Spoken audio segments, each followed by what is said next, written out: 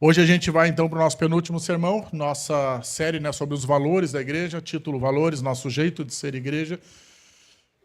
E hoje então nós falaremos sobre um pilar que eu pessoalmente, né, nunca vi em outra igreja. Então, não que não seja um valor para outras igrejas, mas eu nunca vi ele nos valores que as igrejas colocam, né, nos seus sites e etc. E para nós ele surgiu muito naturalmente, foi muito importante, que é o cuidado com as novas gerações, né? O interesse, o se importar e o olhar intencionalmente para as novas gerações.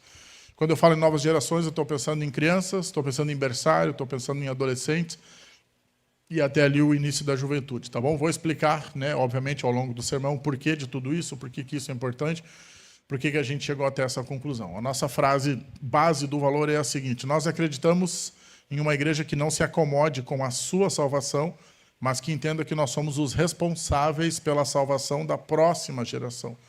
E também nós gostaríamos de ser uma igreja em que a nova geração ame estar. Então, é um desafio bem grande. A frase ela é bonita, mas eu quero que você entenda que ela é um desafio bem grande. E eu vou problematizar, explicar, trazer dados, versículos, e você vai ver que tem solução, mas que é um desafio bem grande.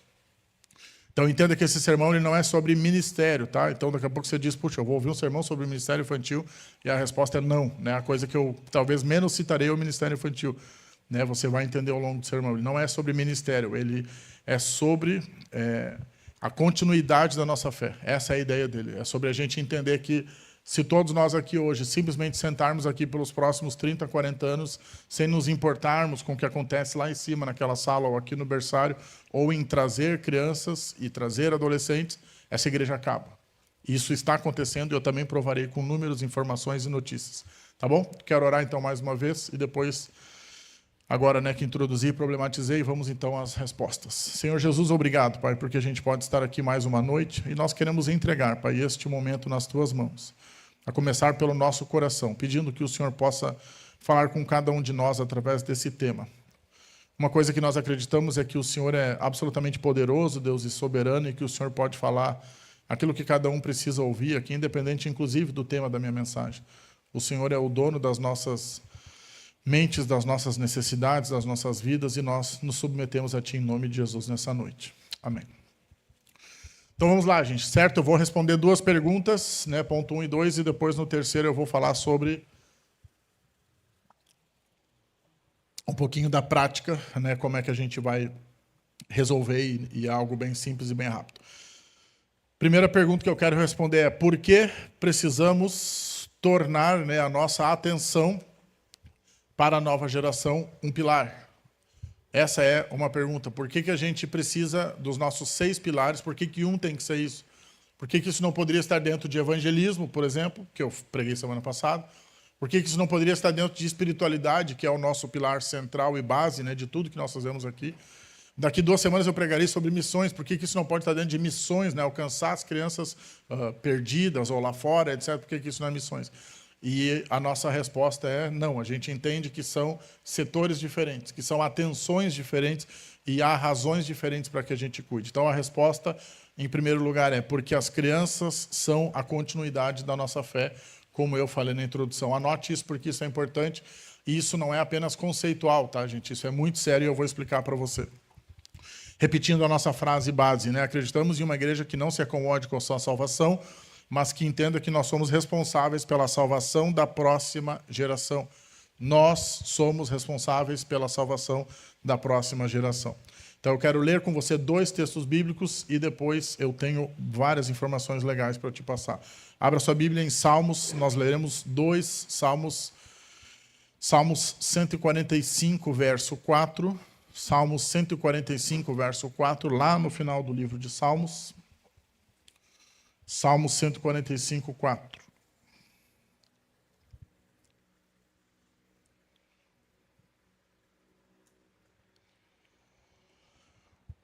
O texto diz o seguinte: uma geração contará a outra a grandiosidade dos teus feitos. Eles anunciarão os teus atos poderosos.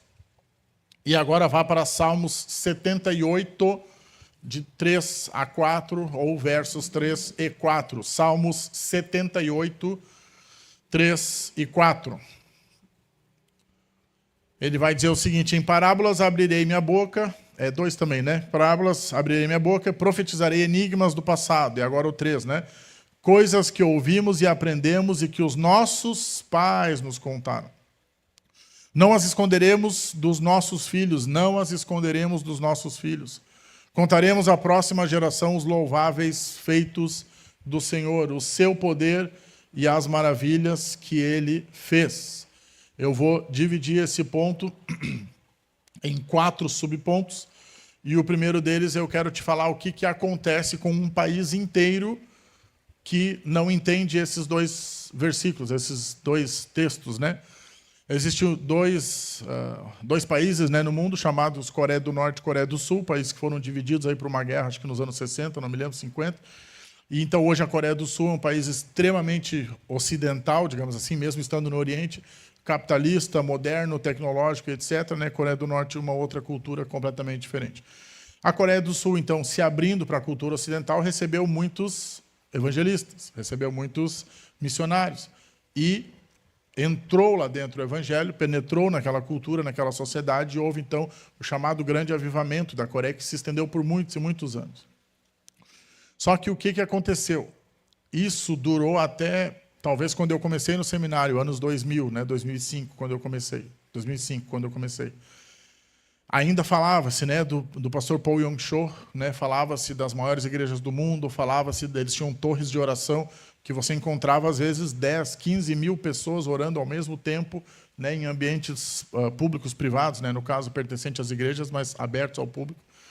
Nós temos, né, e tínhamos a igreja essa do pastor Paul Yong-cho, a Igreja do Evangelho Pleno, né, e o auditório dela cabe 30 mil pessoas, então é um absurdo, assim, a entrada e saída de pessoas simultâneas, porque é culto praticamente de hora em hora para caber todo mundo, então você tem talvez aí uns 8 cultos por domingo, a gente está falando de quase 250 mil pessoas num domingo. Sendo que a igreja chegou a ter 1,5 milhão de membros, a maior igreja do mundo, né? E a maior igreja batista do mundo também era na Coreia, talvez ainda seja, na Coreia do Sul, né, que tinha 200 mil membros. Então você vai pensar numa igreja grande dos Estados Unidos, as maiores dos Estados Unidos têm 50 mil. As maiores do Brasil, né, hoje tem a PIB de Curitiba, por exemplo, 27 mil. Então a gente está falando de 200 mil pessoas. Só que o que aconteceu, gente? Passados, então, 20 anos desde que eu comecei o seminário e ouvi essas informações, volta e meia eu fui me informando sobre o que estava acontecendo na Coreia do Sul. E alguns amigos, conhecidos, foram para lá, para congressos e etc. A informação que eles trouxeram, e que, claro, eu fui atrás de notícias, e que elas estão confirmadas por diversas notícias e pesquisas, é a seguinte, que hoje a Coreia não está em declínio, né, as coisas não estão terríveis, porém, eles saíram de um percentual altíssimo de cristãos evangélicos para 36% hoje. Que isso é muito próximo do que o Brasil tem. Então, ou seja, a gente já não está mais falando de um país que se destaca, né, pela quantidade de evangélicos, digamos assim, mas de um país que vai bem, mas que já não vive mais um avivamento. E aí fui em busca das razões, né? Uma delas eu sei qual é o que eu estou pregando hoje, é claro, mas outras 4 razões... tem um grilo voando ali, então ninguém faz escândalo. Renata, não olha para trás. Se alguém puder salvar minha esposa, eu agradeço. Ela é meio fiasquenta nessa hora. Vai atrapalhar o seu irmão mais ainda. Obrigado, Léo. Parabéns. Título de homem do dia. Viu, já me perdi. Voltando. Os nossos 5 pontos. Então, eu vou ler para você, tá? Eu vou ler os 4 primeiros e vou explicar o 5º, que é o nosso. Em primeiro lugar, a secularização da sociedade, que também tem a ver com a questão dos pais não transmitirem a fé. Então, os jovens, né, que cresceram das últimas 2 gerações, eles se tornaram totalmente, numa sociedade totalmente moderna, urbana, tecnológica. Com isso, especialmente entre os jovens, houve uma diminuição do interesse pela religião e um crescimento significativo do número de pessoas sem vínculos, então, com uma fé. Segundo lugar, a institucionalização da igreja, ou seja, aquilo que começa com um avivamento se torna regras, se torna títulos, né? Agora eu sou o bispo fulano, agora eu sou o apóstolo tal. Então agora todo mundo tem um título, todo mundo tem um cargo, todo mundo ganha muito bem, todo mundo tem um escritório lá em cima daquela torre que eu citei, e aquela coisa gostosa do início foi acabando. Em terceiro lugar, começam os escândalos, né? Por conta de muito dinheiro envolvido. Pensa, gente, com 1,5 milhão de membros, imagina o tamanho da entrada financeira de uma igreja dessa. Então, claro, muito dinheiro, acabou tendo escândalos e perda de credibilidade diante da sociedade.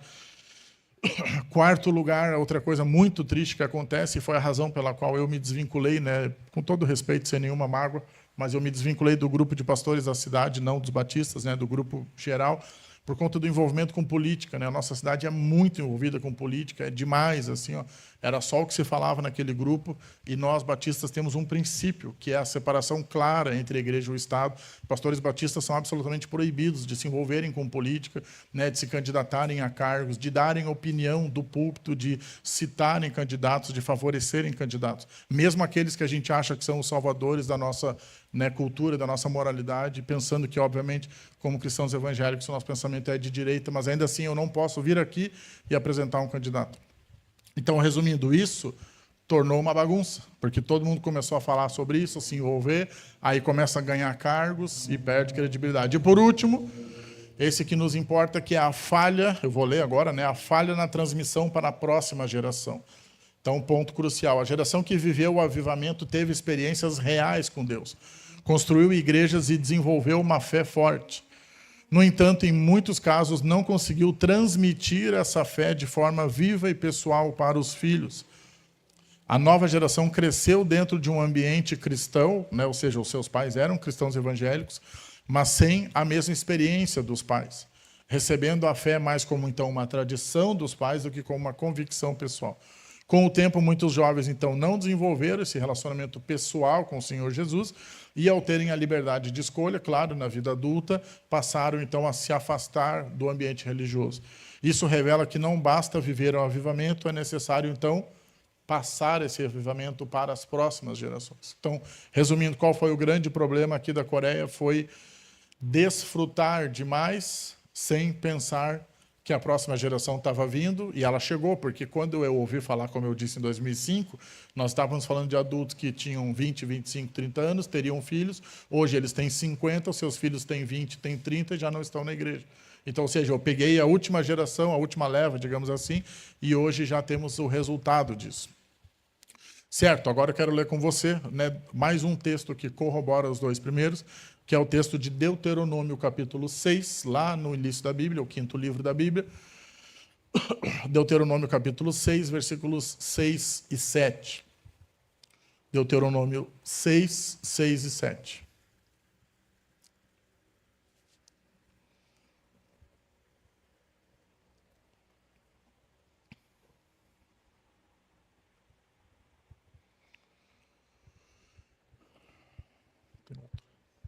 A do devocional de noite aqui. Também faz sentido. Tu tem aí? Manda para Raquel. Tu tá aí, Raquel, com o vídeo? Desculpa, gente. Foi uma transmissão de pensamento e de WhatsApp ao mesmo tempo. Ele diz assim, ó, que todas estas palavras, Deuteronômio 6, 6 e 7, que todas essas palavras que hoje lhe ordeno estejam no seu coração. Ok? Até aqui a gente entendeu, não entendeu? Só que agora ele vai dizer no 7 o seguinte, ensine-as com... Não é ensine quando sobrar tempo, se você tiver afim, ou se a sua igreja fizer. Ensine com persistência aos seus filhos. Fale sobre elas quando estiver sentado em casa, quando andar pelo caminho, quando se deitar e quando se levantar.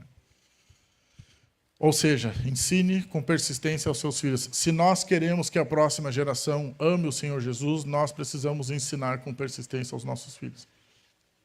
Talvez você diga, Caio, meus filhos são adultos, eu já sou avô, né? Eu não tenho filhos, não vou ter filhos. Pegue o todo, tá? O que nós estamos falando aqui é da construção da cultura de uma igreja. Então, mesmo que hoje você não influencie diretamente uma criança dentro da sua casa, e nós temos poucos pais aqui que hoje têm crianças nessa idade, né? Que seria a minha filha, as filhas da Rita, né? As de vocês, a gente tem poucas crianças hoje. Mas, ainda assim, nós temos uma cultura como igreja que a gente está desenvolvendo. E a cultura é que a gente se importe com isso, mesmo que nós, hoje, não diretamente estejamos envolvidos. Está na mão, Raquel, o vídeo?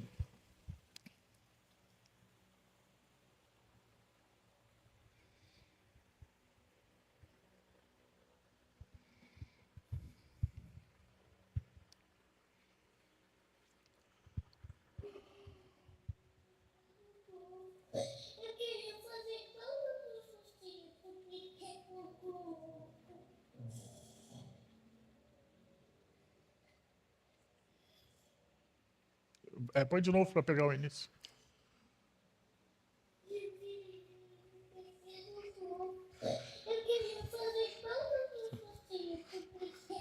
Ela estava triste porque a gente precisou cancelar o nosso pequeno grupo e aí ela estava chorando porque ela queria ir no pequeno grupo. Então, resumindo, né? A gente sabe que ela é uma criança, né? Ela vai ter que tomar uma decisão ainda sobre a fé dela. Então, não pense que a gente é ingênuo achando que hoje ela já está plenamente decidida, né? A gente está ensinando, né? Isso aqui é reflexo do ensino, mas a decisão ela vem muito mais para frente, ou um pouco mais para frente, né? E talvez há duas decisões. Uma primeira na infância, a gente acredita que ela com 7, 8 anos vai se batizar, mas ainda assim há uma outra decisão muito mais profunda, que é na adolescência, né? Quando os colegas começarem a convidar ela para coisas que ela não estará acostumada a adentrar uma nova realidade, ter novos desafios, né, morais e de escolhas e etc. E talvez depois uma segunda, uma terceira, né, decisão, uma terceira etapa na faculdade, ou num ambiente um pouco mais agressivo ideologicamente. Mas, de qualquer forma, seria isso, né? Ela está entendendo esse valor e ela sente saudades, né? Às vezes a gente pergunta, filho, qual lugar que você mais gosta de ir? É a igreja. Só para você entender, né? Ela foi criada dentro aqui da igreja, desde os 9 meses de vida dela. Ela foi... Nós tínhamos uma menina que trabalhava aqui na igreja, a Tawane, né? A grande maioria conheceu ela, e ela era nossa babá, contratada para cuidar da Cecília. Então, dos 9 meses até hoje, esse foi o ambiente que ela mais esteve dentro, fora a nossa casa, certo? Então, voltando ao avivamento da Coreia, é isso, né? Ou seja, os pais, o que você precisa gravar aqui? Os pais desfrutaram demais o avivamento e esqueceram de contar sobre esse avivamento para a próxima geração. E aí o que é mais interessante é você pensar que eles contaram para outros adultos e eles encheram as igrejas. Foi isso que aconteceu, não foi? Eles tinham igrejas com 1,5 milhão de membros, que não foi só duas, tá? Não é só a do Evangelho Pleno e a Batista. Eram milhares de denominações diferentes, de igrejas diferentes. Só que eles focaram demais nessa transmissão para o meu par, né? Ou seja, um adulto igual a mim, meu colega de trabalho, meu amigo, meu parente, a pessoa com quem eu me relaciono diretamente, e eles esqueceram que eu precisava falar dessa fé onde? Dentro da minha casa. Porque quem viria logo atrás para assumir a responsabilidade, quem seriam os novos pastores, a nova... Eu vou falar um pouquinho sobre isso mais para frente, a nova visão, a nova cara da igreja. Então, o que acontece hoje, sem nenhum, né, com todo amor aos nossos idosos aqui, sem ser pejorativo, hoje as igrejas da Coreia estão cheias de idosos. Ou seja, só sobraram eles, que são aqueles que usufruíram do avivamento lá atrás. É o problema tê-los, irmão Felisberto, nenhum, eu amo o senhor. Né? O problema é quando a gente não tem crianças de 1, 2, 3, 4, 5, 10 anos vindo atrás para fazer o quê? Para dar continuidade ao nosso trabalho, à nossa jornada. Deu para entender o raciocínio? Segundo subponto, agora falando das igrejas americanas, né? Ou seja, o grande bastião da fé evangélica do mundo, né? O país mais evangélico do mundo, o que mais investe em missões, o que mais envia missionários, o que mais, né, tem missões diferentes, igrejas diferentes, né, ministérios, pena que a Bárbara não veio, mas ministérios tem até aviões, né, como o Samaritan's Purse, que ajudou a gente aqui durante a enchente. Então, ou seja, lá está toda essa concentração. Eles estão em declínio. Eles estão em declínio. Por quê?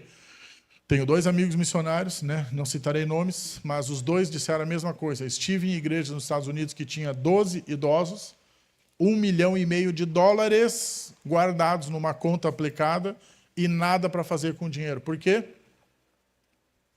Não tem visão. O que se faz com $1,5 milhão quando você não tem ninguém pedindo esse dinheiro? Né? Esses dias a gente fez uma reunião sobre uma oferta que a gente tinha recebido e uma pessoa disse, eu tenho uma lista de coisas para fazer com esse dinheiro. É assim que nós trabalhamos. A gente sempre tem mais demanda do que dinheiro. Isso é uma igreja saudável. Você sempre está sonhando com um futuro melhor, você sempre está pensando, Deus manda, Deus manda, Deus manda, Deus, a gente precisa de dinheiro para isso, para aquilo, porque se você não tem essa visão, esse sonho, essa expectativa, Deus vai mandar dinheiro para quê? No caso deles, como são, né, um país muito desenvolvido economicamente, o dinheiro sobrou. E aí a gente falou brincando, me dá um endereço que eu vou lá, né? Quando estiver nos Estados Unidos, a gente vai convencê-los a ofertar esse valor, porque para nós seria muito interessante, né? Algo em torno aí de R$8 milhões, a gente faria bastante coisa. Eu não sei nem o que eu faria. Mas, resumindo, né? A gente está vendo igrejas que hoje são o quê? 12 idosos. Por quê, gente? São diversas razões. Eu não quero ser reducionista, né? Ou simplista, de simplesmente acabar com toda uma discussão enorme, mas focando em nós, no que a gente está falando hoje. Qual que é o grande problema dos 2 países, Coreia e Estados Unidos?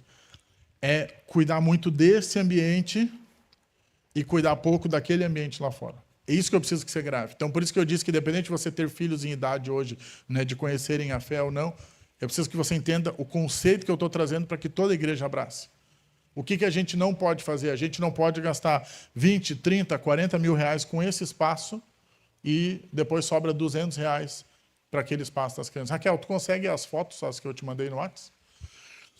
Então, o que a gente está tentando fazer aqui? Um equilíbrio de cultura. Tá? A gente não precisa desequilibrar, você não se preocupe com isso. É um equilíbrio de cultura, onde a gente, por exemplo, temos um sonho que me parece que está se tornando mais próximo, que é de colocar um ar-condicionado nesse auditório. Né? Tirar esse monte de ventilador velho daqui. Oi, irmã, vai chegar, né? A gente colocaria 2 ares, o piso-teto, que chama grandes aqui, de 56.000 BTUs, talvez um menor aqui no palco, né? Um lá em cima naquela sala, e basicamente tudo completo, talvez com uns R$ 20.000 a gente resolve. Que hoje, não que é um valor fácil de se alcançar, mas ele é mais realista com a realidade da nossa igreja hoje. Só que o que seria um absurdo? A gente ter isso e ter uma sala do Ministério Infantil caindo em pedaços com um ventilador, né, daquele de 100 pila ali no cantinho para as crianças. Entenderam o raciocínio? Consegue, Raquel, já as fotos? As antigas, as primeiras que eu mandei, aí depois a intermediária e depois as novas. Sem nenhuma crítica, tá? Por favor, mas eu só quero apresentar informações. Esse era o Ministério Infantil quando eu cheguei. Ele era todo concentrado nessa primeira sala aqui embaixo, e essas são as fotos que eu tirei da minha primeira semana de trabalho aqui, tá? Lembrando que a gente não vai fazer uma avaliação do passado, a gente só está trazendo informações. Né? Alguns brinquedos esparramados, etc., algum material quebrado.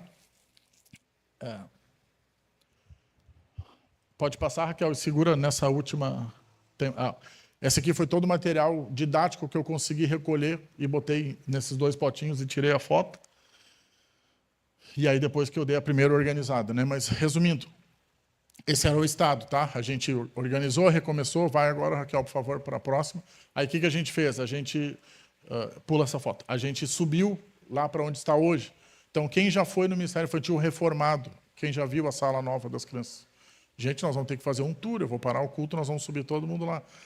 Então, esta sala é aquela sala. Então, só para você entender, lá onde está aquele móvel branco na esquerda hoje tem um banheiro, todo mundo sabe disso, né? Que entra pelo corredor. A gente arrancou aquela janela. Aqui, né, tem a parede do banheiro, lettering, lá na direita toda a mobília. Hoje ela tem ar-condicionado, tem piso laminado, tem forro, está toda pintada. É outra sala. Ela está assim, 95% pronta.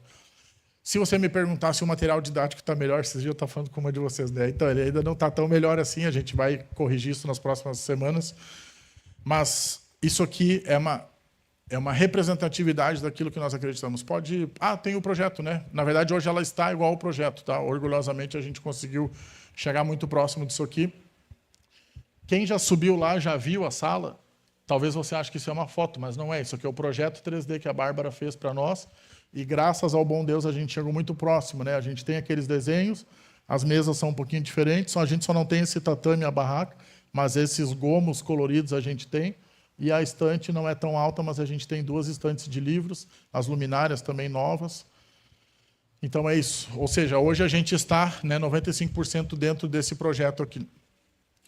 Por que isso para a gente é importante? Porque nós estamos entendendo que aquilo que Deus fez na nossa vida precisa ser passado para aquelas mini pessoinhas que estão lá dentro. Por quê? Porque eles serão a continuidade da nossa fé, esse é o nosso ponto. Letra C, né, terceiro lugar dentro do ponto 1. Vencer as nossas próprias barreiras, estarmos dispostos a mudar. Eu falei sobre a igreja americana. Qual que é a grande dificuldade deles? Pode fechar, Raquel, ligar as luzes, obrigado. A questão é a seguinte, eles preparam todo o ambiente para eles. Então, nós queremos um bom pastor para nós, um bom ambiente para nós, um estacionamento para nós, boas poltronas para nós. Ou seja, nós adultos temos uma tendência egoísta, de certa forma, de pensar no nosso culto, na nossa experiência. Nós não precisamos fazer nada em detrimento uma coisa da outra. A gente só precisa ser inteligente. É só a gente fazer os 2 ao mesmo tempo, e a gente consegue, não é tão difícil. É só a gente olhar para cá e dizer, falta um ar-condicionado, falta. Né? Talvez falta pouca coisa hoje aqui dentro, mas faltam algumas coisas de som, a gente precisa trocar a mesa de som, que é um valor alto. A gente comprou essa semana, graças a Deus, algum material de som que já está chegando. A gente comprou um microfone sem fio, né? São 6 anos sonhando com, já me acostumei, né, com esse fio pesado. Amém. A gente sonhou por 6 anos e ele vai chegar, se Deus quiser, amanhã ou terça-feira. Um microfone bom, de boa qualidade, né, que não vai ficar chiando, sem interferência, etc. Então, ou seja, nós podemos cuidar desse ambiente. O que nós não podemos é não olhar para aquilo. Então, falando de mudanças, qual que é o problema? É quando a gente está tão acostumado com o que a gente tem e gosta tanto que a gente não consegue olhar para frente. E aí eu anotei a seguinte frase: nós falamos que as pessoas têm dificuldade para vivenciar mudanças. Não falamos isso? Só que num congresso em novembro do ano passado, lá em São Paulo, Deus, que é muito querido, muito amoroso, e eu anotando essa frase, ele disse assim: você tem dificuldades de viver mudanças. Para mim, né? Porque eu adoro, qual que é a palavra? Adjetivar, né? Esse é meu trabalho. Eu preciso olhar o que está acontecendo, dizer se está certo, se está errado, o que tem que mudar. Está acontecendo mudanças, não está? E aí Deus disse: cara, às vezes é você quem trava, porque você não gosta de mudanças. E aí então eu anotei isso, né? Falamos que as pessoas têm dificuldades para ver mudanças, mas no fim eu percebi que eu tenho dificuldade de ver mudanças. Por que eu notei isso? Tá? Porque esse é o retrato de um pastor e de um membro de uma igreja. A gente se acostuma com as coisas e para nós é difícil viver grandes blocos de mudança. Às vezes mudanças gradativas, ok, mas mudanças mais drásticas é difícil. Vou dar um exemplo, tá? Como é o nome em português do Jesus Movement? Revolução de Jesus, é isso? O filme que está na Netflix sobre o pessoal, os hippies convertidos. Quem já assistiu esse filme? Como é que é o nome em português, Raquel? Hã? Ah, não falou? Desculpa, achei que ela tinha falado. Estou que nem o Ednei. O Ednei nem me ouviu lá. Enfim, gente, o nome do filme é Jesus Movement, né? Movimento de Jesus, mas em português acho que ele tem outro nome. E eu fiquei, olha que legal, eu fiquei hospedado 2 anos atrás lá em Chicago, num hotel que pertence a essa galera. Eles são, né, foram hippies nos anos 60 e 70 e eles viveram um grande avivamento, então, dos hippies nos Estados Unidos. E a gente viu esse filme ontem de noite. Certo, por que isso é relevante para nós? Porque a filha do pastor, né, o personagem principal da história, o Chuck Smith, que foi o pastor que ajudou a fundar esse movimento, ele era um pastor tradicional. Movimento de Jesus, bem fácil a tradução, muito obrigado. Na verdade, ele chama Jesus People hoje nos Estados Unidos, né? Mas no nome do filme é Jesus Movement. E aí, esse pastor, então, tradicional, terno e gravata, uma igreja pequena. Aí o filme narra, então, essa história. Como, gente, é um fato jornalístico, eu sinto muito, eu vou contar o final do filme, tá? Isso é história, não é uma narrativa que você não pode saber.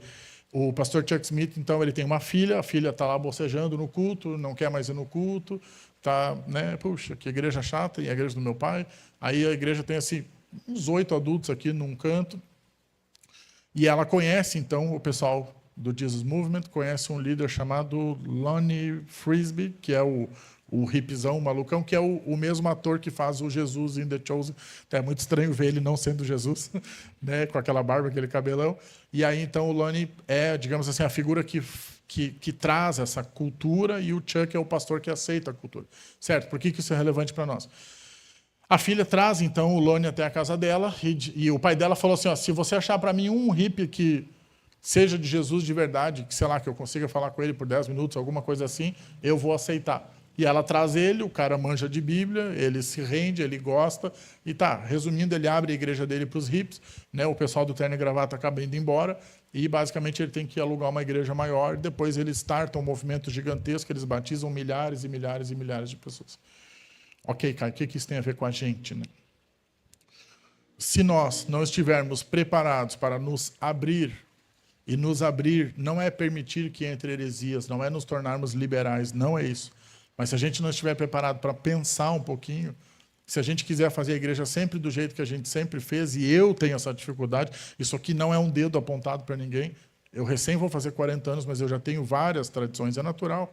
Principalmente a Igreja Batista, ela é uma igreja tradicional por definição, nós somos uma igreja tradicional e conservadora. Mesmo que a gente se esforce para fazer as coisas aqui de forma contemporânea, por definição, somos tradicionais e conservadores. E nós não precisamos deixar de ser. Mas o que a gente tem que pensar é o seguinte, gente, em 15, 20, 30 anos, grande parte de nós não estará aqui. Quem que vai estar aqui? Alguém pode dizer os nomes? Cecília, João, Joaquim, Matias, que está para nascer, Miriam, Rebeca. Hã? A Helena, que está lá em cima, andando dentro da barriga da Raquel. Pensa, gente, quando a Helena tiver 20 anos, quem vai cantar nesse palco vai ser ela, não vai ser a gente gagá e cansado, com todo respeito. Porque eu já estou cansado agora, com 40, imagina com 60, entendeu? Então, quem que vai conduzir? São os nossos adolescentes, que hoje têm 14, 15. Você entende isso? Eu lembro quando eu cheguei aqui, o Cauã tinha 11, eu dizia, nosso futuro pastor de adolescentes, futuro... Gente, ele já tem 14, daqui a pouco 15, daqui a pouco 16, daqui a pouco já tem que decidir para onde que ele vai. Já está em idade de seminário, falta 3 anos. Então, ou seja, o tempo passa. E não se preocupe, eu não estou pregando nenhuma mudança. Hoje eu não tenho nenhuma mudança para propor. Não fique nervoso. Só pense junto comigo. Que isso, Elisa? Foi glória a Deus que eu ouvi, foi isso? A guria não tem 30 anos, né? E a gente tem que mudar só o que é necessário, Elisa, não se preocupe. Então a questão é o que é necessário, é uma pergunta. O que a gente precisa mudar para não viver a crise que a Coreia do Sul está vivendo, ou que os Estados Unidos estão vendo, de você entrar em igrejas que estão cada vez mais ricas e mais vazias. Então a pergunta que nós nos fazemos diversas vezes é: como tornar a nossa igreja uma igreja legal para crianças? Como tornar o nosso cultinho infantil o lugar mais legal do mundo, que a criança, né, aquela velha história que a criança traga os pais de arrasto, né? Como fazer isso? E não é que isso é uma maldade, uma estratégia, é mais do que isso, é visão, é uma decisão, é cultura. Então hoje eu não estou falando de ideias, isso aqui não é uma reunião, né? Inclusive não é para ninguém dar ideia, né? Não subverta o meu sermão, mas a ideia aqui é a seguinte, é você ouvir e pensar o que Deus está falando com você, assim como Ele está falando comigo. E o que ele está me dizendo é, se a gente não se preocupar com 4, 6, 8 crianças que estão dentro daquela sala lá em cima e com os menorzinhos, né? Hoje nós temos 4 bebês e 2 estão no forninho quase chegando. Nós temos, né? Então teremos 6 bebês daqui 3 semanas. Se a gente não pensar neles, que a gente olha hoje, mas é só um bebê, não tem opinião. É claro que não tem opinião. E criança não vai dar opinião na nossa estrutura, não é isso. Nós, adultos, é que temos que entender como elas pensam e o que elas precisam. Você não vai chamar 4 crianças e dizer o que vocês querem fazer no domingo. A gente quer comer doce e brincar. Né? Então, você não pode perguntar. Nós temos que ser sensíveis e entender o que a nossa próxima geração precisa. E aí que entra a dificuldade da mudança, é por isso que eu trouxe esse subponto. Por quê? Eu estava falando com alguém hoje sobre o Instagram. Né? Eu adoro postagens de foto e texto. Só que isso era legal há 10 anos atrás.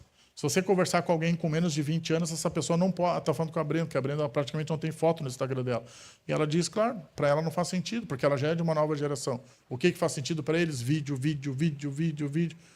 Então, se a gente quer alcançar essa geração, não adianta a gente fazer uma postagem de foto e texto, porque eles não vão parar para ver a foto e eles não vão ler o texto.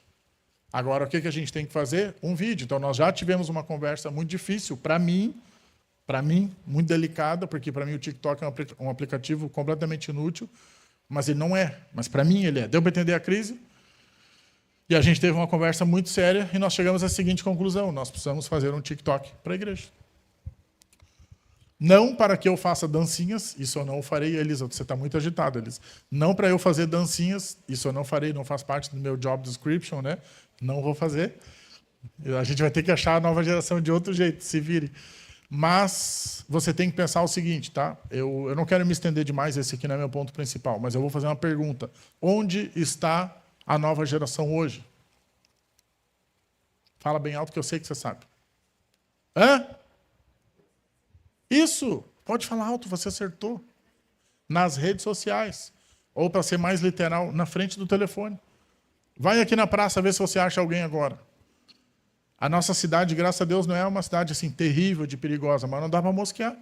Então, aquilo que nós talvez tínhamos na nossa infância, de jogar futebol até 10 da noite, não existe mais hoje. Só em condomínio fechado. Eu moro em condomínio fechado e é uma gritaria, às vezes até 11 da noite. Eu não sei se graças a Deus ou ai meu Deus, eu não sei qual dos dois, né? Mas que bom que as crianças estão lá. Então, você vai procurar adolescentes ou crianças na praça agora, você não acha. Se você vai perto do almoço, durante o dia, tenta se aproximar das pessoas. É mais difícil do que antigamente. Então, onde que as pessoas estão, onde que as crianças estão, onde que os adolescentes estão? Na frente do celular. Então, assim, vou fechar esse assunto porque não é meu foco, né? A gente não precisa discutir estratégias durante o sermão, mas é uma pergunta.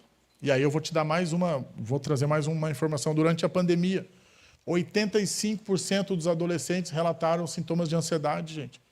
Porque adolescente não foi feito para viver trancado em casa. O adolescente foi feito para quê? Para se desenvolver, e ele se desenvolve na rua com outros adolescentes. Então você pensa assim, qual que é o sonho de um adolescente? É ficar trancado em casa no computador ou no videogame, ou no celular. Só que esse só é o sonho deles porque eles são obrigados a ir para a rua. Então eles sentem falta disso. Mas se eles têm isso demais, o que eles fizeram? Adoeceram. Porque seres humanos precisam de seres humanos e não por trás de uma tela, ao vivo. É por isso que nós temos o culto online. Você que está assistindo, eu te amo, mas o seu lugar é aqui, a não ser que você more longe. Então, nós já pensamos, inclusive, em tirar o culto online. A gente só não tirou porque sabemos que tem gente de longe que assiste, gente que às vezes está doente que assiste. Nosso querido Prates, né, sempre assiste de casa, está passando um momento delicado de saúde. Então, ok, fica o culto online. Mas ele não substitui. A igreja é isso aqui, é você me ver suando, entendeu? Ó, eu preciso limpar, nós somos seres humanos que transpiramos. É abraço. Por isso que nós somos uma igreja acolhedora, é um dos nossos valores implícitos, mas é um valor, a gente gosta de se abraçar, de se apertar, de dizer que bom que você veio. Nunca, na minha gestão, houve um visitante que entrou nesse prédio e não saiu sem, no mínimo, um aperto de mão. Quem é você? Seja bem-vindo. Qual o seu nome? Nunca aconteceu. E nem vai acontecer. Por quê? Porque para nós relacionamentos são importantes. Voltando ao adolescentes, nova geração, 85% entrou em crise, trancado dentro de casa sem relacionamentos. Por quê? Porque estavam socados na frente daquela tela, desesperados. Aí, só para você entender meu ponto, eu, então, conversando com 2 pastores amigos, eu disse, e se a gente tivesse uma resposta? Foi uma ideia que eu tive, boa até eu acho, mas que não fizemos, é claro, foi só uma ideia no almoço. Eu disse, e se a gente gravasse vídeos, aqueles vídeos literais, assim, a pessoa digita, que fazer se estou ansioso? Aí vem um vídeo, você está ansioso? Eu tenho a solução. A gente falou sobre isso. E se a gente patrocinasse palavras-chave do Google, ansiedade, aqui na nossa região, e aí achasse um vídeo onde eu ou algum outro pastor explica em 3, 4 minutos, porque o adolescente não vai ver mais que isso, o que é ansiedade, como lidar com a ansiedade. E no final a gente fizesse uma oração por eles. Você está entendendo o raciocínio? Antigamente você ia na praça para achar os adolescentes. Hoje você acha alguns. Mas você vai achar 20% dos adolescentes do bairro, no máximo, pela rua. E se muito. O resto está onde? Atrás do celular. Ou trancados nas escolas, que cada vez mais a gente vive num Brasil que cresce o movimento evangélico, mas que aumenta a secularização. Não me pergunte por que isso acontece, porque eu não entendo. Onde a gente não pode chegar perto de uma escola que já querem processar a gente. Quando antigamente você tinha capelães, você tinha tudo. Entende o raciocínio? Então a gente precisa achar eles onde eles estão. E eles não estão nos folhetos nas praças. Eles estão atrás do celular. Fechamos esse grande bloco. Letra D. Então, quarto, né, e último subponto do nosso primeiro ponto. Eu disse que eu só tenho 2. E depois uma conclusão. Abra sua Bíblia em Joel, capítulo 1, versículo 3. Joel, capítulo 1, versículo 3. Joel está lá no final do Antigo Testamento, um dos profetas menores antes de Mateus. Joel, capítulo 1, versículo 3. Vou esperar vocês abrirem, porque isso é difícil. Vamos lá? Ele vai dizer assim, ó, contem aos seus filhos o que aconteceu. Isso aqui a gente já leu, não leu nos 2 Salmos e no Deuteronômio. Só que agora ele continua e ele diz assim, e eles aos seus netos, e os seus netos à geração seguinte.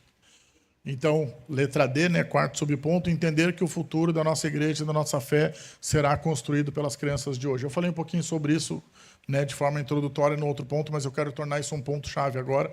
E eu vou ler também uma frase do Spurgeon, que é um pastor que eu gosto demais, né, já falecido, mas gosto demais. Ele diz assim, ensinar o evangelho às crianças é alimentar a igreja do futuro. Ensinar o evangelho às crianças é alimentar a igreja do futuro. Gente, sendo bem sincero e objetivo, quem vive hoje os maiores avivamentos no Brasil não são pastores de 60, 65, 70 anos. São os jovens que entendem a cabeça da geração que eles estão se comunicando. Quem hoje enche um estádio, vocês viram alguns estádios cheios no Brasil, no Descend, por exemplo. Independente se você gosta ou não do Theo Hayashi, ele é um cara jovem, com a cabeça jovem, que lida com jovens, com uma igreja jovem que consegue alcançar o coração dos jovens. Se você conhece, por exemplo, a Brasa Church, uma igreja que nasceu em Porto Alegre, nasceu em uma outra igreja, claro, mas que depois abriu no shopping Bourbon Country. Uma igreja jovem, que está conseguindo alcançar o coração dos jovens. Se você conhece a D55 em Cachoeirinha, Assembleia de Deus, Aparato 55, Pastor Mauro, cara fera demais, mais de 5.000 pessoas por final de semana. Um grupo de jovens de 1.000 adolescentes, aqui, gente, no Rio Grande do Sul, chamado de cemitério de pastores, de terra árida, um dos piores estados do Brasil. Então, eles estão conseguindo se comunicar com a nova geração. E aí, quem são os novos pastores? Gente, me pergunte como é que uma igreja faz para formar vários pastores. Ela investe nas crianças. Porque as nossas crianças que estão dentro daquela sala ocuparão esse púlpito daqui 15, 20, 30 anos. Aí você diz, mas 30 anos é muito longe, mas se a gente não fizer hoje, nós não teremos transmissão da nossa fé para a próxima geração. E esse púlpito vai ficar vazio. Porque eu vou ficar velho e chato, ninguém vai aguentar mais me ouvir, essa igreja vai decrescer e a gente vai todo mundo embora. E não pense que eu estou brincando, porque é isso que acontece. Nós, no Rio Grande do Sul, temos mais de 100 igrejas batistas e não sei quantas, quase 100 e mais não sei quantas congregações. 85% das nossas igrejas têm, em média, 65 membros. 85% em média, 65 membros. Que é o quê? É o que um pastor sozinho consegue cuidar. Por quê? Porque mais do que isso falta o quê? Um segundo pastor. Então, é por isso que desde o primeiro dia, na verdade, antes de assumir essa igreja, quem sabe dessa história, antes de assumir essa igreja, eu já tinha contratado o Pedro para ser nosso pastor auxiliar. Eu liguei para ele, eu sabia que ele estava sem ministério, e ele disse assim, foi um pastor auxiliar que nós tivemos por 3 anos. Ele disse, mas você não é o pastor da igreja? Eu falei, não importa, mas eu já estou te contratando, se me contratarem, eu vou te contratar. Então, eu perguntei para ele, se me contratarem, eu posso te contratar? Ele falou, se te contratarem, você me contrata. Eu falei, então espera, que daqui a um mês eu vou te ligar. Deu novembro, quando deu... Eu entrei para trabalhar aqui 1º de setembro, né? Então, quando deu novembro, eu liguei para ele e disse, já estou contratado, estou trabalhando, eu quero que você venha, e foi o que aconteceu. 20 de março de 2021 eu fui empossado, 21 de março de 2021 ele foi empossado. O que isso quer dizer? Continuidade. E nós acertamos em cheio, porque o Pedro abriu o Ministério de Adolescentes, de Jovens e de Comunicação. A gente começou a viver coisas muito legais. Nossa segunda contratação, Tawane, Ministério Infantil. Então, a gente tentou começar por essa base. Então, é isso que eu estou tentando dizer para você. Se a gente não investir nessa nova geração, nós não teremos a continuidade da nossa fé. Amém? Segundo ponto, prometo que será menor que o primeiro. Por que precisamos tornar, então, a atenção à nova geração um pilar? Por que a gente precisa olhar para essa questão? A resposta é porque a infância é a fase mais fácil para uma conversão. Parece uma resposta boba, mas ela é muito profunda, eu vou provar com números. Vamos ler primeiro um versículo, tá? Mateus 19, 14, ele diz assim, deixe vir a minhas crianças e não as impeçam, pois o reino do céu pertence aos que são semelhantes a elas. Em outro texto ele vai dizer que pertence a elas. Dados, então, sobre conversão na infância, tá? Um levantamento ligado à Associação Nacional Evangélica dos Estados Unidos. As informações geralmente vêm dos Estados Unidos porque nós não temos no Brasil empresas ou ministérios que fazem esse tipo de pesquisa. Isso é muito rústico no Brasil. Então, nos Estados Unidos, eles têm isso muito bem desenvolvido com um grupo chamado Life Shape ou com o Barna Institute, que é o maior grupo evangélico que faz pesquisas. Então, essas informações vêm deles. E é o seguinte, 63% das conversões ocorrem até os 14 anos. Até os 14 anos. Você tem ideia do que é isso, gente? É muita gente. Se você tem 100 adultos dentro de uma igreja, quer dizer que 63 deles se converteram crianças, não aqui. Olha que desafio. Então, isso quer dizer que eu sou a pessoa mais frágil para conseguir converter alguém. Quem tem esse poder é quem? O Ministério Infantil. Claro que não, é você na sua casa, junto com o Ministério Infantil. O Ministério Infantil ele dura 1h30 por semana, gente, que é o tempo do nosso culto, 1h40. Agora você tem, eu já gravei, né, Diego, 172 horas por semana, é isso? Só isso, né, que a gente tem uma semana inteira, 172 horas, tirando as que você está dormindo. Quem tem poder de influência sobre as crianças é os pais. Os melhores evangelistas de crianças são os pais. Então não adianta você, no final, me pegar ali no corredor e dizer, pastor, vamos criar um ministério de evangelismo para crianças. A gente não vai, a gente vai ser preso. Experimenta na frente de uma escola de educação infantil, chamar uma menina de 4 anos e dizer, senta aqui no colo do tio que eu vou te contar a história bíblica. Não é isso? Você não pode fazer isso. Você não pode fazer isso. O que você faz é evangelizar os seus filhos dentro de casa. O que você faz é cuidar das crianças que estão dentro de casa. E elas vão ver o seu dia a dia. É por isso que é difícil. Porque a minha filha vê o dia que eu estou irritado. Ela já ouviu o perdão de mim diversas vezes. E eu nunca sei o quanto ela está entendendo. Hoje, por exemplo, eu cheguei em casa. Eu vim para cá, né, de manhã, cheguei em casa meio-dia. E volta e meia eu me sinto tomado, né, por um amor muito grande por ela. Relembro esse amor. Então eu peguei ela no colo e disse, filha, papai te ama muito, você é muito especial, um presente de Deus para mim. Você entende isso? Entendo, papai, mas agora só, eu vou pentear seu cabelo, né, você não tem cabelo. Aí começa a fazer piada. Então eu penso assim, será que ela está entendendo? Eu digo, não sei. Mas agora não vai ser por falta de ter ouvido eu te amo de mim que ela vai chegar na vida adulta e vai dizer que não se sentiu amado.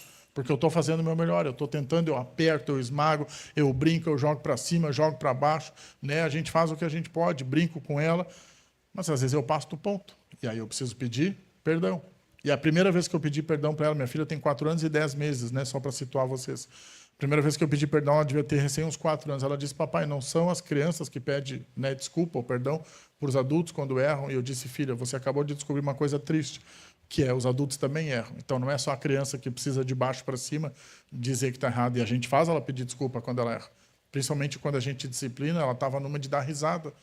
Nananica, você não pode dar risada quando eu estou disciplinando você. Você tem que ficar aí triste e pedir desculpa para sua mãe pelo que você fez.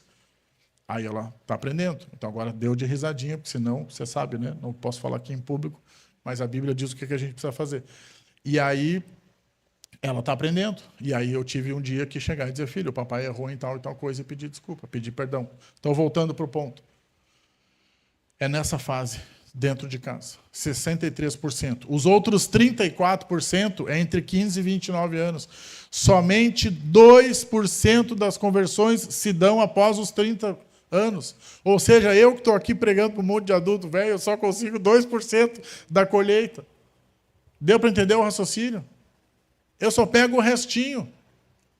Porque quem senta aqui, via de regra, já está convertido. Quase sempre quem senta aqui é um adulto convertido, que às vezes traz um amigo, um parente, um colega não convertido. Que bom. Mas o que a gente está entendendo aqui? Que essa grande colheita é feita com as crianças, com os adolescentes e com os jovens antes dos 29 anos. Deu para entender? Segundo o subponto do ponto 2. O primeiro, então, dados sobre conversão na infância. O segundo, por que é mais fácil converter as crianças? Elas têm menos traumas, mais inocência e uma fé leve. É uma opinião minha, tá? Menos traumas, mais inocência e uma fé leve. O Billy Graham diz o seguinte, crianças podem entender o evangelho com mais clareza do que muitos adultos. Crianças podem entender o evangelho com mais clareza do que muitos adultos. Por exemplo, quantas vezes você já não dormiu sem ler a Bíblia? Não precisa dizer nem levantar a mão. Mas é aí, a gente não tem essa habilidade de esquecer que Deus existe, esquecer a Bíblia e simplesmente dormir. Hoje eu estou cansado, hoje eu fiz muita coisa, amanhã eu leio o dobro, amanhã a gente não lê o dobro, a gente nem lê amanhã também. É isso que a gente faz, a gente é adulto. Mas uma criança é diferente, e aí desculpem usar de novo o exemplo da Cecília, mas é a única criança que eu tenho para educar e ensinar a fé. A gente tenta, a gente não consegue todos os dias, mas a gente tenta ler todos os dias uma Bíblia infantil que ela tem. É uma Bíblia muito legal, acho que é do Eugene Peterson, ela é uma Bíblia resumida, assim, as histórias, né, são 365 para ler um ano inteiro. O nosso ano é mais comprido do que 365, né, a gente lê às vezes um dia sim, um dia não. A gente tenta fazer acordos, que dia que a gente vai ler e tal, e no dia que era para ter lido, o que aconteceu? Já era 10 e pouco da noite, chegamos cansados, tarde, não, filha, hoje não vai ter. E ela começou a chorar de novo. E ela começou a chorar e ela argumentou, porque a minha filha está crescendo, ela começa agora a ter opiniões e argumentos. Ela argumentou, dizendo, se eu não leio a Bíblia há 4 anos e 10 meses, ela tem hoje isso, ela disse, ela tinha 4 anos e 8 meses, faz 2 meses. Se eu não leio a Bíblia antes de dormir, eu me sinto longe de Deus. 4 anos e 8 meses. Se eu não ler a Bíblia antes de dormir, eu me sinto longe de Deus. E aí ela completou, ela criou teologia ali, né? Ela falou, eu preciso ler a Bíblia para dormir perto de Deus. A gente ensina isso, mas não dessa forma. Então não fui eu que ensinei, isso foi uma percepção dela. Foi uma coisa que ela olhou e entendeu, porque crianças podem entender o evangelho com mais clareza do que muitos adultos. Nós já não esquecemos esse princípio? Se a gente dorme sem ler a Bíblia, a gente fica longe de Deus. É verdade esse princípio. Não é que Deus nos odeia e se afasta da gente. Mas se você lê a Bíblia antes de dormir, você dorme mais perto de Deus. É estatístico. Né? É causa e efeito. Desculpa, é isso que eu quis dizer, causa e efeito. Então, uma criança de 4 anos e 8 meses entendeu isso. A gente demora para entender. Aqui algumas anotações. Tá? A criança ainda não criou tantas defesas emocionais, resistências ao evangelho, pecados enraizados, culpa, dor e cinismo. E ela não tem os traumas de igreja que os adultos têm. Aí o adulto ele tem feridas, decepções, barreiras, ele racionaliza. Por isso que eu falei que a criança tem uma fé leve. O que você diz, ela acredita. Então não é que a gente se aproveita da ingenuidade dela. A gente aproveita a oportunidade, a gente aproveita a maleabilidade. E quem fez isso foi Deus, não foi a gente. Deus criou a criança assim. Gente, a janela é curta. Eu vou dizer mais uma coisa sobre crianças que eu aprendi no primeiro ano do seminário, há 21 anos atrás, nunca esqueci. Era um especialista, né, em cérebro de criança, ele estava dizendo o seguinte, que nós achamos que a época certa para ensinar as coisas para a criança é quando ela cresce, quando ela começa a entender as coisas. Isso está absolutamente errado. Você ensina quando parece que ela não está entendendo absolutamente nada. Porque quando você menos espera, ela cresceu e ela aprendeu. Então, ou seja, a hora de, inclusive, disciplinar a criança é o quanto mais cedo possível. E quando eu digo disciplinar, não estou falando só de disciplina física, disciplina verbal, né, de falar firme, de dizer que ela está errada. Não é esperar ela crescer para poder ter uma conversa assim inteligível, de adultos, e dizer, olha, filha, eu vou te explicar algumas coisas. Hoje, a Cecília vai fazer 5 anos, é claro que hoje ela se comunica muito melhor, é muito mais fácil. Mas o fato é o seguinte, a hora de ensinar é quando tem 8 meses, 10 meses, 1 ano e 1 mês, 1 ano e 2 meses, 1 ano e 5. Porque quando chega aos 8, aos 10, aos 12, que a criança, claro, está completamente desenvolvida no raciocínio, na linguagem, ela já aprendeu. Então a gente não espera, a gente ensina lá no início, o mais cedo possível. Amém? Terceiro e último subponto, para a gente fechar o ponto 2, e depois o ponto 3 é um ponto conclusivo. É o seguinte, eu quero falar o quanto foi importante na minha jornada, aqui eu vou fazer um mini testemunho por 5 minutos, esse processo do aprendizado da fé quando criança. Antes disso, eu quero ler um versículo e uma frase. O versículo é Provérbios 22:6, talvez um versículo conhecido para você, que ele diz assim, instrua a criança no caminho em que deve andar, e mesmo quando for adulta, velha, grande, ela jamais vai se desviar dele.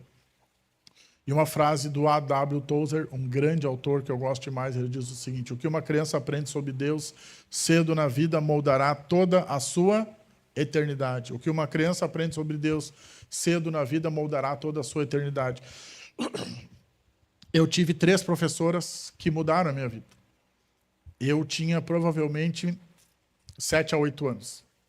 E aí talvez você me pergunte, o que você lembra sobre os 7 a 8 anos? O que eu tenho aqui? Tá. Eu já ia, tá? O que eu lembro dos meus 7 a 8 anos? Que eu fazia parte de uma classe de crianças, tinha umas 8 crianças, não era uma classe grande, né? Minha igreja, quando era criança, era uma igreja grande, tinha umas 100 pessoas. E eu me lembro que eu tinha 3 professoras. Uma delas se chama Nelda Dornelles, né? Parte da Igreja Batista Central de Porto Alegre, viva até hoje, esposa do Dirson. A outra se chamava Elda, né? Era a mesma pessoa, mas sem um N, então Elda. Nelda, Elda e uma terceira pessoa que era uma auxiliar, realmente eu não me lembro o nome, e essas 2 eram as líderes da escola. Eu já contei essa história em algum momento, então paciência, né? Eu estou aqui há 6 anos, eu vou repetir as histórias e vamos pular essa etapa. E eu me lembro que elas então falaram, nós vamos aprender a história de Moisés. História do povo saindo do Egito, do cativeiro, né? E indo para a terra de Canaã. Legal, gente, é uma história muito legal. Se você vai ler na Bíblia, é uma história legal. É claro que no meio tem coisas difíceis de ler, né? Você tem alguns livros desafiadores, algumas histórias desafiadoras, mas é uma história muito legal para nós adultos. Vai dar para uma criança ler 2 Crônicas e ver o que vai acontecer. No 3º versículo, ela está contando quantas lâmpadas tem nesse teto, que eu já contei diversas vezes, agora não me lembro, acho que é 16, mas ela vai ficar contando, não contem agora, presta atenção em mim. E aí, ou seja, a criança ela se perde. O que elas fizeram, então? Elas tornaram em algo lúdico, algo que seria legal. Sabe o que elas fizeram? Elas fizeram uma jornada do Egito até Canaã. Aí você me pergunta, com muito dinheiro? Não, não foi com muito dinheiro. Elas compraram caixas arquivo, sabe essas caixas arquivo que eu acho que ainda vende, de papelão, assim, que você encaixava, né, os arquivos ali dentro, de papelão, gente. Então custava pouco dinheiro. E essas caixas, então, elas nos deram, na primeira semana, elas colaram como se fosse alças. Era uma mala. Aí você pensa, para você olha, é uma caixa de arquivo com uma alça colada. Mas para mim, gente, eu tinha 7 anos, eu estava lá. Era uma mala. E aí, se você dissesse que não, era uma mala. Era a minha mala de viagem, porque ela pôs o nosso nome. E aí ficava na sala todo domingo que a gente ia, estava lá. E cada semana a gente ganhava um elemento da viagem. Eu lembro como se fosse ontem, eu tinha 7 anos. Eu estou falando para você, eu estou me vendo dentro daquela sala, uma sala triangular com um carpete marrom claro, eu me lembro como se fosse ontem. E aí ela dizia, hoje nós vamos ganhar um mapa para fazer essa viagem. Fantástico. E aí a gente colou atrás da nossa mala, que era um fichário, né? A gente colou o mapa, que até hoje eu sei como funciona esse mapa, porque eu vi esse mapa quando criança. Aquele mapa do povo saindo do Egito, que dá para fazer em uma semana, mas porque reclamaram, fizeram em 40 anos, deram a volta por baixo, Mar Vermelho, tudo isso, estava lá o mapa. Aí na outra semana a gente ganhou uma carteira, gente. Imagina uma criança de 7 anos tendo uma carteira. Não era o sonho, pelo menos de todos os meninos, era crescer e ter uma carteira que tivesse as minhas coisas. Aí o que a gente botava? Fichinha de ônibus, fichinha de orelhão, né? Um cartão telefônico velho que a minha mãe dizia, tem 2 unidades. Eu sentia que eu tinha algo que era meu, então elas disseram, nós vamos dar algo que é seu, uma carteira. Aí dentro da carteira tinha dinheirinho que não era de verdade, óbvio, mas tinha depois, na outra semana, um passaporte, porque para viajar você precisa de um passaporte. Com exceção do Mercosul, que se você tem identidade atualizada, você viaja, mas você precisa de um passaporte. E elas fizeram um passaporte, não se preocupe, não tinha nossa foto, não era uma coisa tão moderna, né? Se eu tinha 7 anos, eu estou falando de 1993. Mas era o meu passaporte, tinha meu nome, tinha algumas informações minhas. Então, gente, aquilo foi ficando... Você está vendo como é vivo para mim? Então, não tinha tecnologia avançada, já tinha alguma, mas não era avançada. Não custou caro, mas falou a minha linguagem. Tocou o meu coração. Foi algo que eu consegui entender, foi algo que engajou, que captou, que entrou assim no mais profundo do meu coração. Resultado, eu, um menino de 7/8 anos, né, era a transição daquela sala ali, eu saí de lá ao final do ano sabendo toda a história desse êxodo, que a gente chama, né, do trânsito ali do povo saindo do Egito, caminhando os 40 anos do deserto, as codornizes, os milagres, o Moisés batendo na pedra, a punição porque bateu 2 vezes, a reclamação, né, as fontes de água, tudo isso. Eu me lembro como se fosse ontem, daquelas imagens das codornas caindo do céu, da nuvem de fogo guiando o povo. É claro que eu li muitas e muitas vezes depois quando adulto, mas essas coisas que eu estou dizendo eu peguei quando eu tinha 7 e 8 anos. Por quê? Porque as tias do Ministério Infantil resolveram fazer algo legal.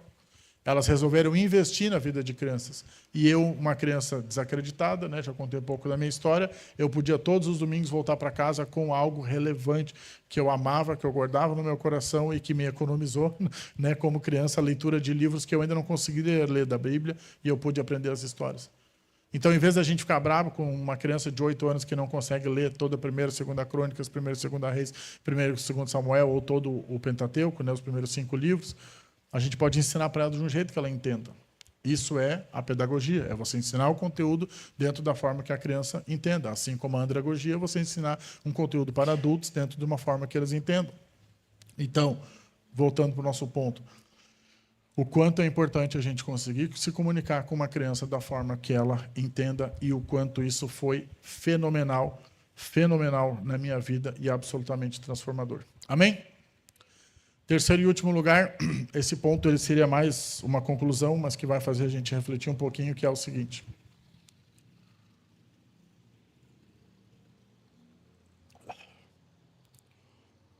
Uma pergunta retórica, você não precisa responder ela, mas é o seguinte: o que podemos fazer para tornar este valor uma realidade? O que podemos fazer para tornar este valor uma realidade? O ápice, então, desse valor, nos fazemos uma pergunta. E se nós conduzíssemos a igreja de tal forma, né, que nós possamos ter aqui, no ambiente dos adultos, uma boa experiência? Mas a minha questão é a seguinte: e se a gente igualasse o amor, o investimento, os mutirões, o trabalho despendido para as crianças? Então, eu não estou tentando desequilibrar, gente. Desequilíbrio não é legal em nenhum contexto. Eu acho que a palavra foco ela é boa para a igreja, mas ela é perigosa, porque a igreja que foca numa coisa, ela desfoca em outra. É como um cobertor curto, não é? Está chegando o friozinho, o que acontece? Eu, por exemplo, tenho os pés, eles ficam muito gelados. Os meus pés, eles soam demais, ficam gelados, é terrível. Eu gosto de enrolar os meus pés. Mas eu também sou careca, aí eu sinto frio aqui em cima, então eu preciso de um cobertor que eu enrole tudo, só deixo o meu rosto para fora em dia frio. A igreja precisa ser igual a esse cobertor, ela precisa conseguir acolher todas as partes do corpo. Então eu não estou propondo que a gente foque nas crianças, eu nunca disse isso, se eu disse me perdoe, não é isso que eu quero dizer. Eu estou propondo que a gente pense Esse sermão ele é um sermão reflexivo, ele é um sermão construtor de cultura. Estou construindo a cultura da nossa igreja. Estou fazendo você pensar no seguinte: a gente não pode construir uma experiência perfeita para nós aqui adultos no domingo e deixar aquela sala abandonada com 2, 3 voluntários que sobraram. Ministério infantil não é depósito de filho de crente, você precisa gravar essa expressão. Ministério infantil é um ambiente acolhedor, é um ambiente pastoral, onde as crianças vão aprender sobre Jesus, mas ele também não é um substitutivo da sua casa. Então, o Ministério Infantil ele não vai evangelizar os seus filhos. A gente não consegue, porque a gente fica com seus filhos 1h30 por semana e você fica com ele todo o tempo. Então, resumindo, o Ministério Infantil ele tem sim um papel fundamental, mas é como eu disse, esse sermão não é sobre o Ministério Infantil. Ele é sobre você entender que se nós não conversarmos, nós aqui os adultos, sobre como alcançarmos a próxima geração, nós envelheceremos e essa igreja vai fechar junto com a gente. Aí você diz, a igreja de Jesus ela é poderosa, ela não fecha. Você precisa se atualizar, gente. Você precisa ler notícia.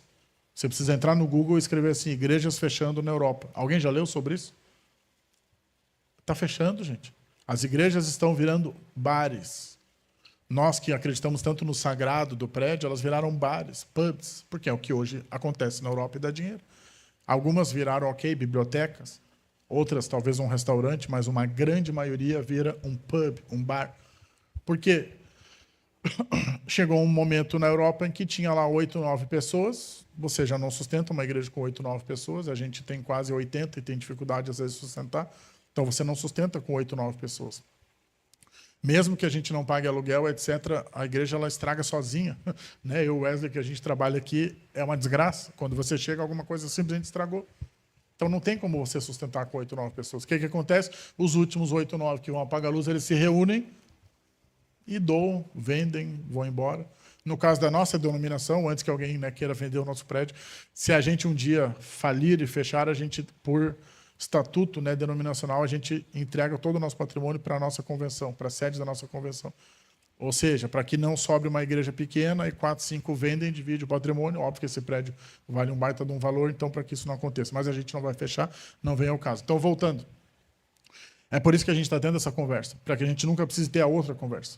Para que eu nunca precise liderar uma assembleia dizendo o que a gente vai fazer, vamos vender o prédio, vamos desistir. A gente não vai fazer isso.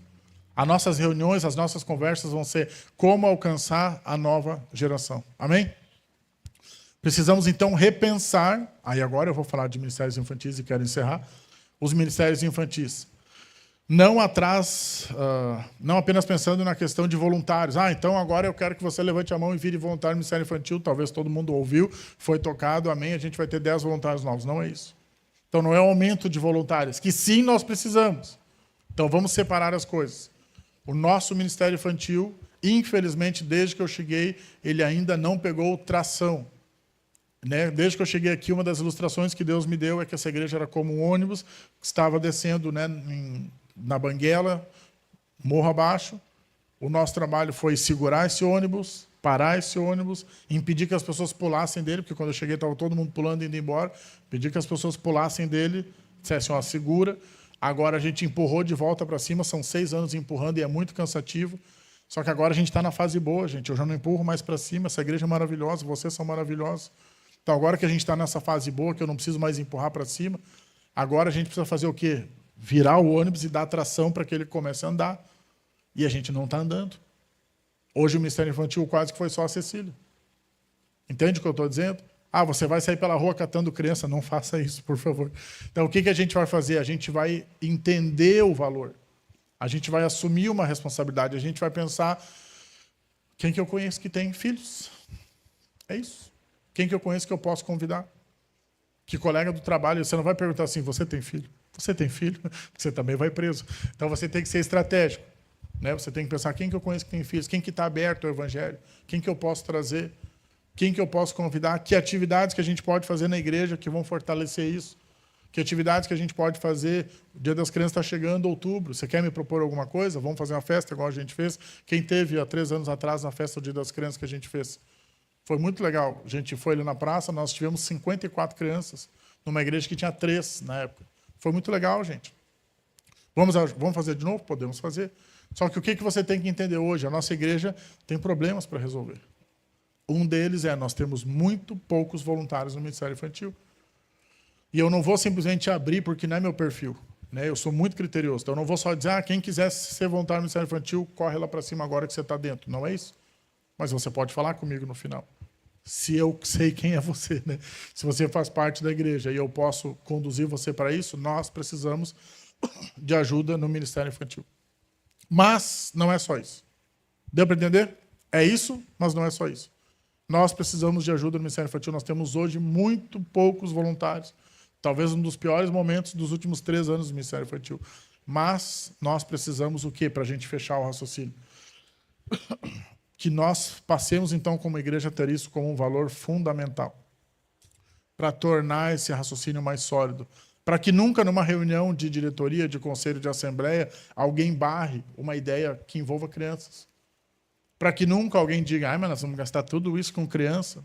Se um dia eu ouvir essa frase, nós vamos ter uma conversa bem difícil no meu gabinete. Entendeu o raciocínio? A gente sempre vai gastar com crianças. A gente sempre vai investir na próxima geração. A gente sempre vai investir em evangelismo. Se a gente não investir, gente, então fecha a igreja. Por quê? Porque daí a gente faz um clubinho bem gostoso para nós e daqui a 30 anos morre todo mundo. Desculpa, né? Não quero ser grosseiro, mas você precisa entender.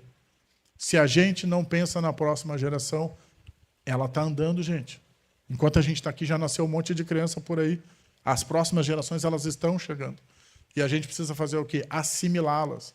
Nós não vamos abrir mão da nossa fé, nem mesmo do nosso conservadorismo, nem das nossas tradições, não se preocupe com isso.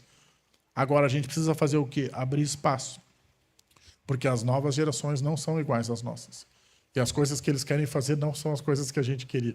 Então, a gente vai ter que ajudá-los a traduzir os desejos deles para uma fé bíblica, porque nós conhecemos a Bíblia, não é isso?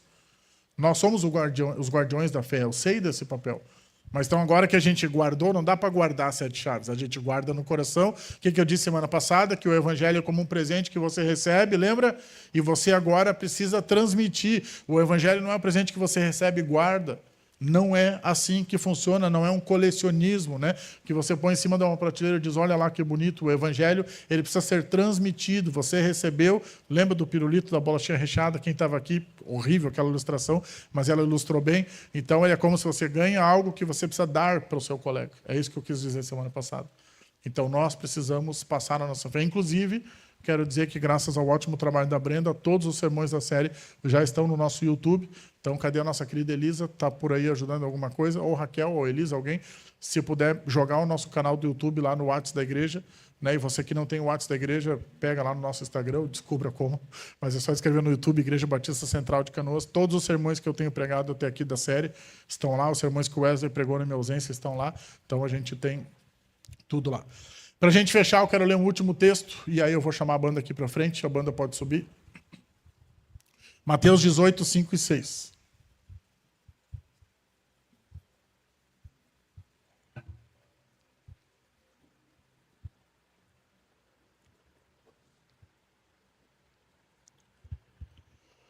Mateus 18, 5 e 6. Estão sentindo o cheirinho de gordura? Está na hora de ir para o pastel. Ednei, vai na cozinha ver se está pronto, por favor, que tinha acabado o gás, e me confirme. Senão vou ter que esticar o sermão. E eu não estiquei, viu? Isso aqui é o normal, infelizmente. Vamos lá, Mateus 18, 5 e 6. Quem recebe uma dessas crianças em meu nome, recebe a mim. Se alguém induzir a pecar um destes pequeninos que creem em mim, seria melhor que ele amarrasse uma pedra de moinho no pescoço e se afogasse nas profundezas. Se você acha que eu sou brabo, é porque você não leu Jesus ainda. Então ele está dizendo o quê? Se alguém recebe uma criança em meu nome, recebe a mim. Então, claro, não vou criar uma teologia dizendo que dentro das crianças está Jesus, né? A gente já teve uma ex-presidente que fez isso. Então, assim, não vou inventar coisa. Mas a questão é a seguinte, quando você tem uma criança diante de você, você precisa pensar com cuidado, com carinho, como a gente vai lidar com ela. Porque Jesus está dizendo que quem recebe ela... Ó, o pastel está quase. Então, o que você vai fazer esperando o pastel? Olhar os livros. Olhar meus livros. Pô, eu abri mão dos livros, você tem que comprar, gente, pelo amor de Deus. Então, quando a gente recebe uma criança, pense nisso que Jesus disse, você está recebendo a mim. Então, o que a gente vai fazer daqui para frente? A gente vai olhar para os 3 ministérios, infantil, adolescentes e jovens, com mais carinho. É só isso que eu peço de você. Eu disse que isso aqui não é um sermão, né, não é uma reunião. Nós não vamos discutir nada hoje. Acabou. Não é uma reunião. É só para você pensar. E hoje o que eu fiz? Eu finquei uma estaca cultural na nossa igreja, dizendo: nós não vamos fazer algo que seja maravilhoso para este grupo de adultos, sem que a gente faça algo maravilhoso para eles. Então, quando você pensar num ar-condicionado de 15 mil para esse auditório, e a gente quer, desde que eu cheguei aqui, são 6 anos querendo, a gente vai fazer, mas a gente não vai fazer se a gente não tiver um igual para o Ministério Infantil. E só que o Ministério Infantil já tem, então eles já saíram na frente. Mas o fato é, eu não compraria um para cá se não tivesse lá. E é por isso que lá nós botamos primeiro. Então a gente não vai arrumar tudo isso aqui e deixar lá caindo os pedaços. Inclusive, eu quero convidar você agora, já que a gente tem que esperar terminar o pastel, se alguém quiser fazer um tour lá em cima, pode ir, não tem problema, estou falando sério. Vai lá, conheça o ministério, veja como ele está bonito e veja o que mais falta. Daqui a pouco dá uma ideia, dá uma opinião. Eu gostaria que a gente se envolvesse, né? Que você não pensasse assim: não tenho filhos, problema de quem está lá em cima. Não é isso. A gente não pode ser uma igreja compartimentada, nós temos uma mesma missão: levar mais pessoas a conhecerem o amor de Jesus. Amém? Feche seus olhos, vamos orar. Senhor Jesus, obrigado então por colocar no nosso coração esse pilar, Deus, e nos ajuda então a fincar ele hoje simbolicamente aqui na nossa igreja e fincar ele nos nossos corações, entendendo, Deus, que se nós não nos preocuparmos com a próxima geração, a nossa igreja ela vai à falência, Deus. Isso não é uma praga, isso não é uma maldição, isso são estatísticas, isso são dados, isso é uma obviedade. Se nós não trouxermos, Deus, a nova geração para dentro desse prédio, nós nos tornaremos obsoletos. Então eu peço em nome de Jesus, nos ajuda a ter esse olhar de carinho para as nossas crianças, adolescentes, jovens, para o nosso ministério infantil, para o nosso ministério de adolescentes e para o nosso ministério de jovens. Fortalece em nome de Jesus esses 3 ministérios, nos traz mais crianças, adolescentes e jovens para participar, mas também nos traz mais voluntários, mais líderes, mais recurso, mais ideias, os nomes para os ministérios, traz tudo que a gente precisa ainda para torná-los ministérios sólidos e que cumpram essa função de passar a fé de geração em geração em nome de Jesus, Pai. Amém. Agora eu quero orar, Deus, pela vida de cada pessoa que está aqui, pedindo em nome de Jesus, Pai. Nós temos mais uma semana se iniciando pela frente. Eu quero orar em primeiro lugar pela nossa espiritualidade, o nosso pilar básico, do qual a gente nunca vai se esquecer e abandonar, Deus. Eu peço em nome de Jesus que a gente consiga sair daqui hoje motivado, Deus, a amanhã pela manhã, começar de novo, abrir a nossa Bíblia, buscar o Senhor em oração, buscar na Tua Palavra uma resposta para a nossa vida, para o nosso dia a dia, para as nossas lutas. Eu peço em nome de Jesus, Deus, que o Senhor traga alento aos corações que nessa noite podem estar sofrendo, cansados, abatidos, temerosos. Que amanhã seja um dia de vitória, um dia de glória ao Teu lado e não um dia de tristeza, Deus. Que a gente consiga sair dessa noite revestidos, Deus, do Teu amor, do Teu Espírito, da Tua graça, cheios da Tua paz, em nome de Jesus. Que cada um aqui possa experimentar de forma sobrenatural, e nós sabemos que o Teu Espírito está sobre toda a terra, Deus. Que cada um experimente aqui em nome de Jesus o Teu amor e o Teu cuidado nessa noite e saia daqui com o coração preenchido para a glória do Teu nome, em nome de Jesus. Amém.